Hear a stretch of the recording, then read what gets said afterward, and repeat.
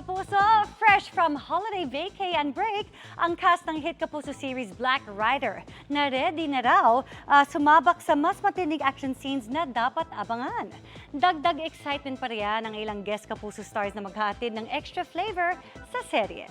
Yan ang chika ni Aubrey Carampel. Naging meaningful ang holiday season para kay Black Rider star Ruru Madrid. Nakapagbakasyon sila sa Thailand ng girlfriend na si Sangretera Bianca Umali together with their glam team.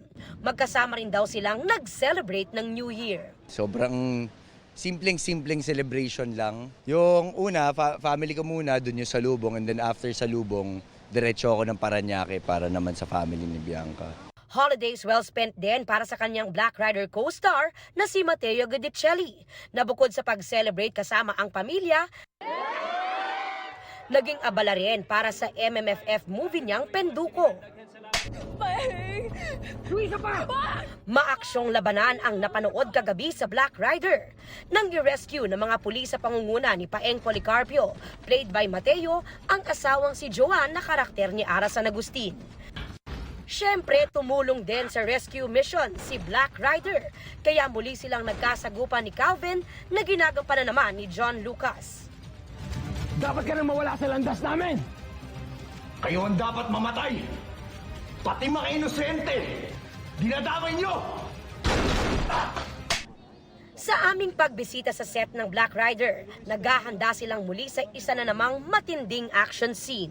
Ang bubugan ng eksena, bugbugan talaga, as in hand-to-hand, barilan, lahat. With the help, of course, with our directors and our fight directors and everybody, they're working very, very hard, especially Ruru, you know.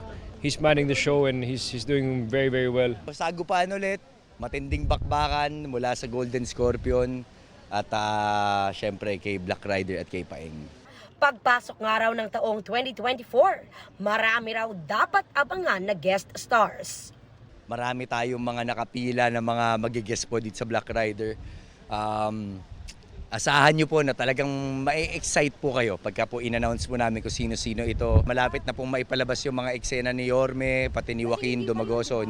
At patuloy pa ring mapapanood ang karakter ni Miss Universe Philippines 2023 Michelle Marquez D. Sana talaga magtagal pa kasi i-reveal pa lang kung para kanino siya lumalaban. Dahil nga raw nakafocus si Ruru sa Black Rider, hindi raw muna siya makakasama sa muling pagtakbo ng Running Man Philippines Season 2. Pero mayroon daw siyang special participation. Pero alam naman nila na once a runner, always a runner. Di natin masabi, malay mo, pagka nandun na sila, bigla akong susunod. So, we'll see. Aubrey Carampel, updated sa Showbiz Happenings.